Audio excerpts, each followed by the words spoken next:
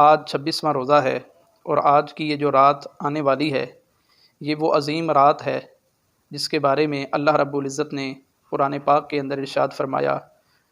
لیلۃ القدر خیر من الف شہر کہ رمضان المبارک کے آخری عشرے کے اندر اللہ پاک نے ایک ایسی رات رکھی ہے کہ جو رات 1000 مہینوں سے بہتر ہے۔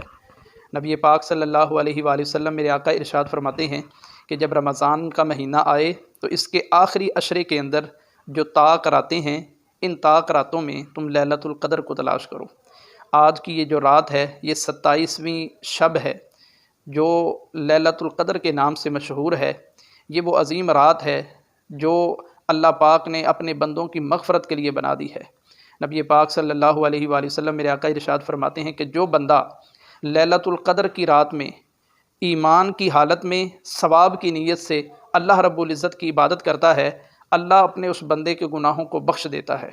معافی عطا فرما دیتا ہے۔ اللہ اپنے ان بندوں کو جو رمضان کے مہینے میں لیلۃ القدر کی رات کو اٹھ کے اپنے رب کی عبادت کرتے ہیں۔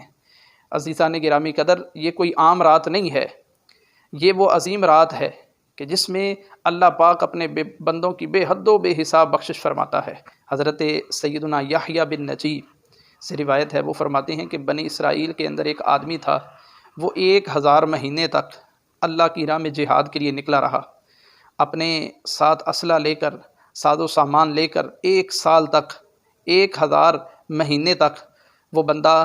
اللہ رب العزت کی راہ میں جہاد کے لیے نکلا رہا۔ جب نبی پاک صلی اللہ علیہ وآلہ وسلم آپ نے اپنے صحابہ کو یہ بات ارشاد فرمائی تو صحابہ کرام بڑے متعجب ہوئے، حیران ہوئے کہ یا رسول اللہ، اتنا عظیم انسان کہ جو 1000 مہینے تک اللہ رب العزت کی راہ میں جہاد کے لیے نکلا رہا۔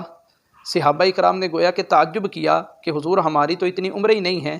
ہم تو پھر اس بندے کے ثواب کو نہیں پہنچ سکتے۔ اللہ کریم نے اپنے محبوب کے امتیوں کے لیے رحمت فرماتے ہوئے اس وقت یہ آیت کریمہ نازل فرمائی، فرمایا اے میرے محبوب، اپنے ان غلاموں سے فرما دو یہ پریشان نہ ہوں، اللہ کریم ان کے لیے بھی ایک انعام نازل فرما رہا ہے۔ میرے رب نے ارشاد فرمایا لیلۃ القدر خیر من الف شہر، اے محبوب اپنے ان غلاموں سے فرما دیجئے کہ جو بندہ رمضان المبارک کے آخری عشرے کے اندر شب قدر کو اٹھ کر اللہ کی عبادت کرے گا، اللہ پاک اس ایک رات کے بدلے میں 1000 مہینوں کے برابر اس بندے کو ثواب عطا فرما دے گا۔ خیر من الف شہر، 1000 مہینوں سے بھی بہتر اللہ پاک اس ایک رات کو اللہ پاک نے بنا دیا ہے۔ کوئی اگر اٹھ کے ایک رات کی عبادت کر لیتا ہے، یہ جو طاق راتیں ہیں ان میں اٹھ کے اپنے رب کو یاد کرتا ہے تو اللہ پاک اس بندے کو 1000 مہینوں سے بھی زیادہ ثواب عطا فرماتا ہے۔ اسی طرح کی ایک روایت امام مالک رحمۃ اللہ تعالی علیہ آپ نے بیان فرمائی ہے، آپ فرماتے ہیں کہ نبی پاک صلی اللہ علیہ وآلہ وسلم آپ کے سامنے سابقہ قوموں کی جو عمریں تھیں وہ پیش کی گئیں۔ سابقہ امتوں کی عمریں دیکھ کر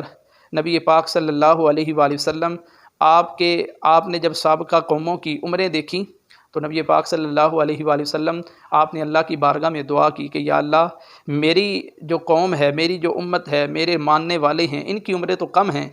پہلے لوگوں کی عمریں زیادہ تھیں، وہ تو ثواب میں آگے نکل جائیں گے۔ تو اس وقت اللہ پاک نے اپنے محبوب کو یہ انعام عطا فرمایا کہ اے محبوب، آپ کے امت کے لوگوں کی عمریں اگرچہ کم ہیں لیکن ان کے لیے اللہ پاک نے یہ انعام رکھ دیا ہے کہ وہ اگر لیلۃ القدر کی رات کو اٹھ کر عبادت کر لیتے ہیں، اللہ ایک رات کو 1000 مہینوں سے بہتر بنا دیتا ہے۔ اللہ پاک فرماتا ہے کہ جو بندہ لیلۃ القدر کی رات کو اٹھ کے میری عبادت کرتا ہے، اللہ 1000 راتوں، 1000 مہینوں سے بہتر اس بندے کو ثواب عطا فرماتا ہے۔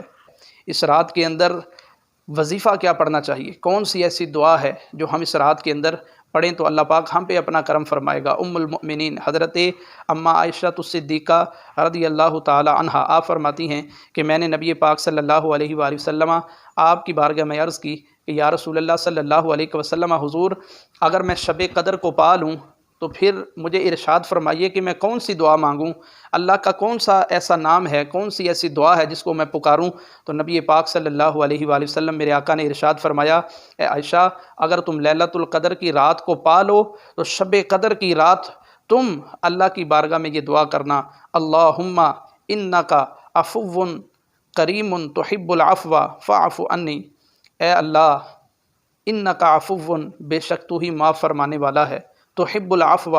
تو معافی کو پسند فرماتا ہے۔ فاعف عنی، اے میرے رب مجھے بھی معافی عطا فرما۔ یہ شب قدر کا وظیفہ ہے، ليلۃ القدر کی رات میں، آج کی یہ رات ان طاق راتوں میں سے ایک ہے۔ اس رات میں یہ دعا کثرت کے ساتھ پڑھیں۔ یہ وہ عظیم رات ہے جس کے بارے میں اللہ کے محبوب صلی اللہ علیہ وآلہ وسلم آپ نے اپنی امت کو جاگنے اور عبادت کرنے کی ترغیب دلائی۔ حضرت ام عائشہ صدیقہ فرماتی ہیں کہ نبی پاک صلی اللہ علیہ وآلہ وسلم رمضان المبارک کے آخری عشرے میں، جب آخری عشرہ آتا تو حضور رات کو جاگتے تھے اور اپنے گھر والوں کو بھی جگاتے تھے، اور پھر رات میں عبادت کی کثرت کے ساتھ کوشش کرتے تھے، اور اپنی امت کے نمونے کے طور پر اپنی امت کو سکھانے کے لیے، بتانے کے لیے نبی پاک صلی اللہ علیہ وآلہ وسلم کمر بستہ ہو کر اللہ رب العزت کی عبادت فرماتے تھے۔